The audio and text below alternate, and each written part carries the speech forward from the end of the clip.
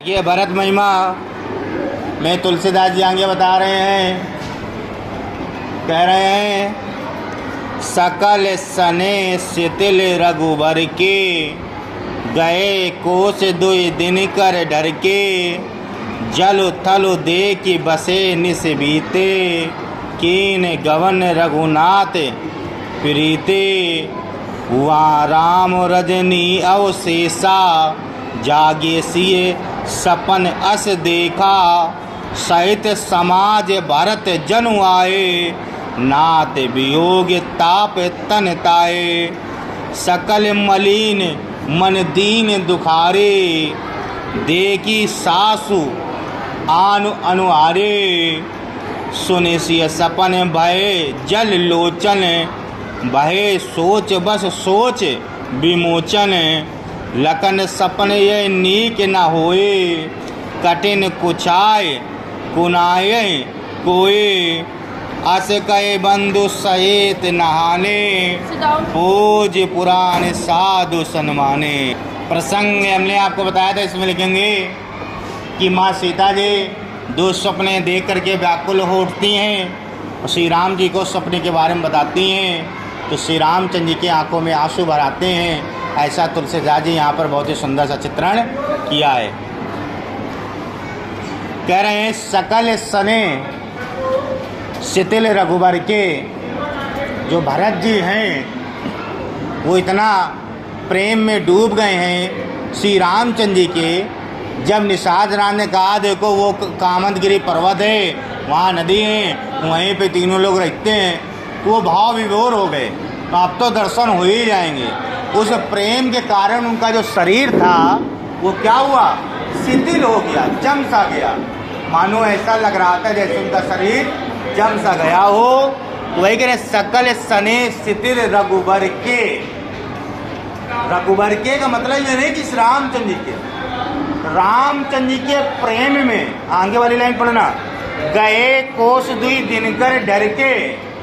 अगर रामचंद्र जी का शिथिल होता तो वो तो चल नहीं रहे थे, तो वो दुई कोस कैसे चलते।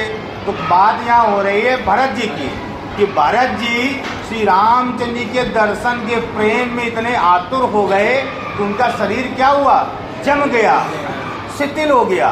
और गए कोस दुई दिनकर डर के, सुबह से चल रहे थे और शाम हो गई, दिन ढल गया, सिर्फ 2 कोस ही चल पाए, सिर्फ 2 कोस ही चल पाए, सुबह से शाम हो गई। और आगे क्या कह रहे हैं, जालो तालो देखी बसे निस बीते। किसी स्थान पर उन्होंने देखा जल भी है और थालू, और क्या जलू थालू, धरातल भी देखा, विश्राम के लिए बढ़िया है और पीने के लिए जल भी बढ़िया है। तो उन्होंने क्या किया, निस बीते, निस माने संध्या का समय हो गया था, रात्रि बिताने के लिए उन्होंने कहा अब यहीं पर रुक लिया जाए। और कीन गवन रघुनाथ प्रीते, जब रात बीत जाएगी तो फिर रघुनाथ के लिए मिलने के लिए आगे बढ़ा जाएगा। तो वहीं पर अब दोनों लाइनों का अर्थ क्या है कि जो भरत जी थे वो केदारमती पर्वत, और जब उसकी बात सुनी तो भावपूर्ण होकर के आतुर हो गए, उनका शरीर पत्थर सा जम सा गया, वो उनके पैर नहीं बढ़ रहे थे, जिस कारण से सुबह से संध्या हो गई तो वो सिर्फ 2 कोस ही आज चल पाए हैं। और रास्ते में ही वहीं पर उनको दिखा बहुत ही अच्छा सा स्थान है, पीने के लिए जल भी है। उन्होंने रात वहीं पर बिताने के लिए सोचा और कहा प्रातः कालीन उठ करके फिर राम से मिलने के लिए आगे बढ़ा जाएगा। वहाँ राम रजनी अवशेषा जागे सिए सपन अस देखा। वहाँ राम, उधर राम, रजनी अवशेषा, रात अभी बाकी थी, अवशेषा माने बाकी रहना, रजनी माने रात, वहाँ राम, उधर राम, रात अभी बाकी थी फिर भी उठ गए। क्यों उठ गए, जागे सिए सपन अस देखा। सीता जी ने उनको उठा दिया कि उठो, मैंने एक स्वप्न देखा, उसको सुनो, मैं बहुत डर गई।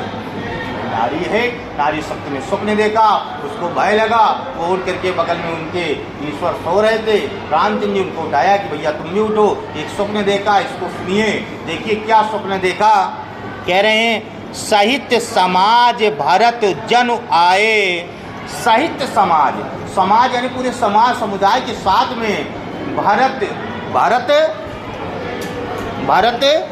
जनु आए, भरत के साथ में और भी व्यक्ति जन माने आदमी आए हुए है। मैंने स्वप्न में देखा, क्या देखा कि समुदाय जो अपना है, जितने भी मित्र गण हैं, जितने भी हमारे सभी संबंधी भरत के साथ वो आए हुए हैं। और क्या देखा, नात वियोग ताप तन ताए। भरत का जो शरीर है वो आपके प्रेम के वियोग के कारण अग्नि से जल रहा है। यहाँ पर यही दिया गया है, नात वियोग, नात आपके वियोग में ताप तप रहा है, जल रहा है, तन ताए, भरत का शरीर, उसी का शरीर। यहाँ कह रहा है नाथ, मैंने स्वप्न में देखा कि भरत के साथ में सभी संबंधी सभी लोग आए हुए हैं और आपके वियोग के कारण उसका शरीर अग्नि में जल रहा है, तप रहा है। और आगे क्या कह रहा है, सकल मलिन मन दीन दुखानी। सकल मलिन, सभी लोग जितने भी वहाँ आए हुए थे सबका मन क्या हो गया, मलिन यानी दुख से भरा हुआ है, मलिनताएं आ गई हैं, किसी बार शरीर सहित दिख नहीं रहा है। और दे की सासु आन अनुहारी, जो हमारी सासू माँ तीनों हैं उनको मैंने किसी दूसरे रूप में देखा। मतलब जब छोड़ के आए थे तब दशरथ जी जीवित थे, तब स्वागन थी, लेकिन अब मैंने जो देखा उनको विधवा स्वरूप में देखा। वो स्वागन नहीं थी, वो सफ़ेद साड़ी को धारण किए हुए थी। वही यहाँ कह रहा है कि दे की सासु आन अनुहारी, मैं हार मान गई अपने सास के दूसरे स्वरूप को देख कर। लेकिन कैसा स्वरूप, कहीं विधवा स्वरूप, श्वेत साड़ी धारण किए हुए थी। और क्या कह रहे हैं, सुनि सिय सपन भरे जल लोचन।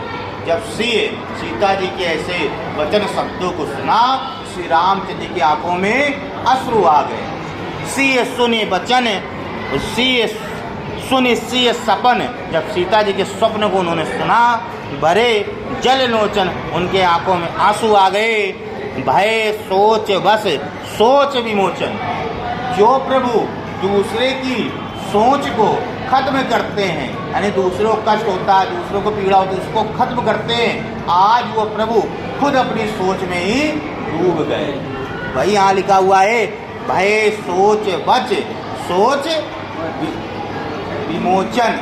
विमोचन, जो उत्तर देते थे आज वो खुद अपने प्रश्न में फंस गए, खुद अपनी पीड़ा में फंस गए हैं। आगे कह रहे हैं, लखन सपन ये नीक ना हुई। फिर उन्होंने क्या किया, लखन ये सपना अच्छा नहीं है, इसका रिजल्ट भी अच्छा नहीं होगा। जो आपकी भाभी ने सपने देखा है ये सपने अच्छा नहीं है।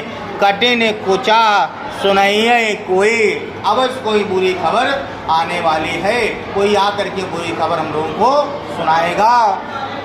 अस कई बंधु समेत नहाने, ऐसा कह करके दोनों भाई स्नान करने के लिए चले गए।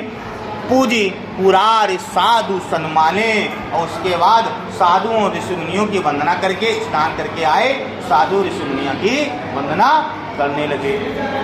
अब पूरे का अर्थ क्या है ये समझ लो।